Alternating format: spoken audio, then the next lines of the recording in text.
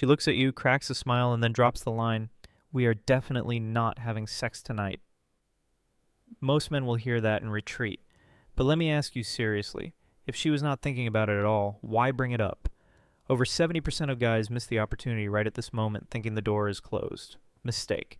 According to a study from the University of Texas, this might be the clearest reverse green light. A denial meant to maintain safety while still opening the door for what she wants. Women rarely say, "I want to sleep with you" directly. Instead, they use hidden language, sentences that sound like rejections but are actually invitations. And if you cannot read that signal, you will always be on the sidelines. In the next 5 minutes, I will show you how to decode every sign. If you miss this, you will miss the entire secret that turns you from the average guy into the man she chooses. Now let us get into the first part, the most obvious signals, yet the ones most men misunderstand and miss. If you found the opening line from the previous part strange, this is exactly why. Signal number 1, we are definitely not having sex tonight. You are sitting next to her, the conversation is flowing, and then she drops this line, "We are definitely not having sex tonight." 99% of guys hear this and shut down. But let me tell you, if she was not thinking about sex, she would not have mentioned it. Psychologically, this is reverse psychology, denying something to create a sense of safety, while simultaneously sparking curiosity. It is like when you are told, "Do not look at the ceiling." Your brain immediately wants to look. The ironic process theory has proven that the more you try to suppress a thought, the more persistent it becomes. What this really means is, when she says no, she is thinking yes, but not right now, and I want to see how you handle this. Real life example. One time I was at a bar with a new acquaintance. In the middle of laughing and talking, she said, "Nothing is happening tonight, just so you know." I just smiled, said "Of course not," and continued the conversation. An hour later, she was the one who suggested we go back to your place to talk more. Key response, a calm agreement, "Of course not," while maintaining a close and comfortable atmosphere. Only escalate when and only when there are clear signals in a context of safety and enthusiastic consent. Signal number 2. What now? You and she have just shared a moment of closeness, maybe dancing, a deep conversation, or a gaze that lasted longer than usual. She looks at you and asks, "What now?" This is not a casual question. In the psychology of seduction, this is called a moment of compliance, a point where the other person is already implicitly ready to agree before you have even made a suggestion. What this really means is, "I am letting you lead. What are you going to do next?" Example. A study at Stanford showed that the person who takes the lead is perceived as up to 30% more attractive than a passive person. I was at a party once, and a girl I had been talking and laughing with for the past hour looked at me and asked, "So, what now?" I simply replied, "Let's go somewhere more private," and she agreed immediately, without any hesitation. But remember, leading does not mean forcing. It means creating a clear option that she willingly steps into. If there is any hesitation or refusal, you stop immediately, no questions asked. Key response. Suggest a private activity with a confident tone, but always let her be the final decision maker. Both of these signals test your ability to read the situation and remain calm. If you react too quickly, too eagerly, or seem clingy, you will lose your advantage instantly.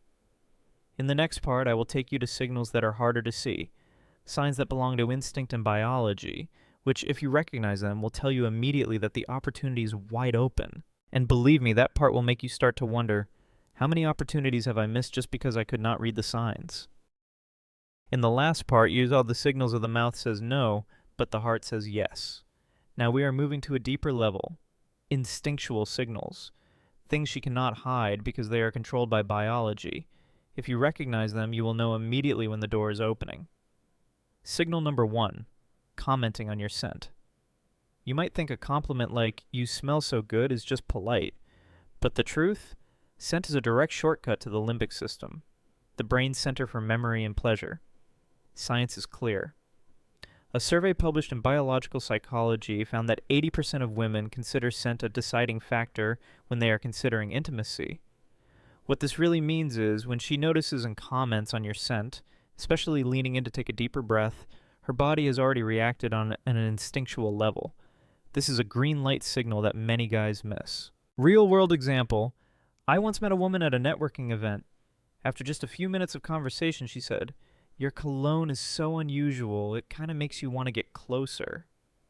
I just smiled, took half a step closer, and continued the story as if this new proximity was completely normal. The result? We left the event together. Key response. Move a little closer. Continue the conversation calmly. The close proximity will feel more natural when you handle it as if it is exactly where you were supposed to be. Signal number 2, it's getting late, but this is fun. This is a 2-layered statement. The first layer sets up a reason to leave. It's getting late. The second layer immediately dismantles it. But this is fun. Psychologically, this is an implicit invitation. I am willing to stay as long as you give me a good enough reason. A new perspective. This phenomenon is known as the yes but échoue effect. When the initial reason is negated, the speaker is often seeking the opposite outcome. Here, it's getting late is neutralized by her own words, but this is fun, which means the opportunity is open. What this really means is she is giving you a door and waiting to see if you will walk through it. Example. One night she and I were at a coffee shop and it was almost 11 p.m. She looked out at the street, then turned back. "It's getting late, but talking to you is really interesting." I did not rush to close the deal, but instead smiled. The night is young. That was enough to extend the evening for another 3 hours. Key response. Suggest continuing the evening with a light phrase like, "The night is young," or "Let's see where this goes." No need to be pushy. Just open the path and let her be the one to take the next step. These signals are not loud, not dramatic, but they carry far more weight than words. They are the product of instinct and biology, things she can hardly control. In the next part, I will show you the higher level signals, when she actively tests you to see if you are really the man she wants. And that is when the real game begins. In the previous part, you saw the instinctual signals she cannot hide. But there is a higher level, when she actively overcomes her own psychological barriers and justifies what is about to happen. This is when things are getting very close to the point of no return. Signal number 1. I don't usually do this. Have you heard this one before? I don't usually do this. And she says it right before doing exactly this. This is not a meaningless phrase. This is her way of creating a psychological shield for herself. In psychology, it is called self-handicapping, creating a reason to reduce feelings of guilt and protect her self-image. What this really means is she is signaling that this is not a habit, but with you it is different, and that is the most powerful silent compliment you can receive. Real-world example. A girl I met while traveling, after a few hours of walking on the beach at night, she stopped, looked at me, and said, "I don't usually do this with someone I just met, but..." And that pause was all I needed to understand the signal. We just had to walk a few more feet for the story to turn a new page. Key response. You do not need to explain or ask questions. Just acknowledge the special feeling you both are sharing. For example, sometimes breaking the rules is worth it. This is respectful, maintains the intimate atmosphere, and paves the way for the next step, all within a context of safety and consent. Signal number 2, asking about your living situation. If she asks, "Where do you live? Do you live alone, or is your place far from here?" Do not treat this as small talk. This is a logistics check. In social psychology, this is called a pre-commitment check, probing the conditions before making a decision. What this really means is, she is assessing whether there are any barriers that would prevent you both from moving to a private space either now or soon. Example. I once had a date with a girl at a bar. Around 1 in the morning, she asked, "Is your place nearby?" And then immediately added, "My roommate is out of town this weekend." At that point, the question was no longer about information. It was an indirect invitation. Key response. Keep the answer simple and calm without turning it into a closing statement. For example, very convenient. And then continue the conversation as if nothing has changed. This maintains a natural vibe and gives her the sense that the decision is hers. These signals are the final stage before things happen. They are not always loud, but when they appear, it is almost certain you are at the finish line. In the next part, I will show you how to identify the dangerous signals, when everything seems to be going well, but is actually a trap that makes many men lose points at the last minute. This is a step you cannot afford to miss. In the previous part, I showed you how to recognize when almost all barriers have disappeared. But do not think you are done yet. There is a more sophisticated type of signal. She will test you, not to see if you can close, but to see if your character is attractive enough to keep her around for longer. This is the character and attraction test signal. Signal number 1. Do you think I'm naughty? It might sound like a joke, but this is a test. When a girl asks, do you think I'm naughty?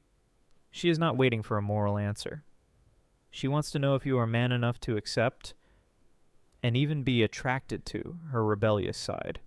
In psychology, this is called a dual nature signal. Women want the man they are interested in to see both sides, the proper and the passionate. This question never comes up with someone they do not care about. What this really means is, she is asking if you have the guts to handle a woman who is both sweet and fiery. Real-world example. Once on a date, while we were having a deep conversation, she looked at me with a smile and asked, do you think I'm naughty? If you get flustered or answer too seriously, the mood will drop. But if you hold a calm gaze, smile slightly, and say, I had a feeling you were full of surprises, you have just passed the test and leveled up your attraction. Signal number 2, and you're trouble. When a girl says, you're trouble, this is not a warning. It is a compliment. It means you make her feel excited, exhilarated, like she wants to break the rules a little. From a biological perspective, trouble triggers adrenaline, a chemical that makes the body associate a sense of risk with attraction. When the heart beats faster from excitement, the brain can easily mistake it for romantic interest. What this really means is, you create a feeling of just enough danger to make her want to get closer. Real-world example. During a salsa dancing session, I teased her with a few moves that were not part of the routine.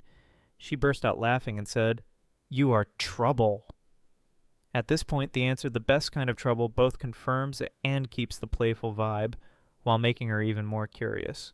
Signal number 3. You're different. This is the ultimate compliment. When she says you're different, it means you have broken the mold of the men she has met before. And once you are in the rare category, the scarcity effect will do the rest, making her want to invest more to discover you. What this really means is, you are not just impressive. You create a feeling of being hard to find anywhere else. Real-world example. One time a girl said to me directly, you're so different from the guys I've dated, like, unpredictable.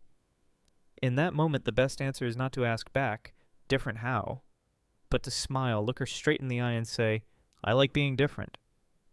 It keeps you in the driver's seat, both mysterious and confident. These phrases are not just compliments, but keys to knowing you are on the right track. But just like driving at high speed, one wrong turn and you could lose it all. In the next part, I will point out 3 dangerous camouflage signals. They sound like green lights, but are actually traps that make many men fail right at the finish line. So we have gone through a whole range of signals, from instinctual signs to barrier-breaking moves, to tests of character and attraction. They all have one thing in common: women rarely speak directly. They use indirect language not because they want to make it difficult for you, but because it helps them both maintain their image and create a filter for men who are sophisticated enough to understand. This is a protection and selection mechanism that has existed for thousands of years, and if you do not recognize it, you will be eliminated in the first round without knowing why. A man who hears these signals will have 3 major advantages. First, not missing opportunities. How many times have you left a date and only realized days later, damn it, that was a green light? Recognizing signals in time helps you act when the moment is still hot. Second, building trust. When you read a signal and respond skillfully, within the framework of respect and consent, she will feel that you understand her without being pushy. This is the foundation for a long-term bond, not just a one-time date. Third, increasing your success rate. It is not about moving fast, it is about moving at the right time. One precise move at the right moment will make everything feel so natural that no one feels pressured. A study from the University of Kansas once showed, women rate men who can recognize and respond to indirect signals more highly than those who just wait for a direct invitation, because in that case, they still retain a sense of control and agency in the relationship. So, what is the final advice for you? Very simple. When you recognize a signal, respond with subtlety, lead with confidence, and respect her feelings. This is how you turn a signal into a real action that both of you want.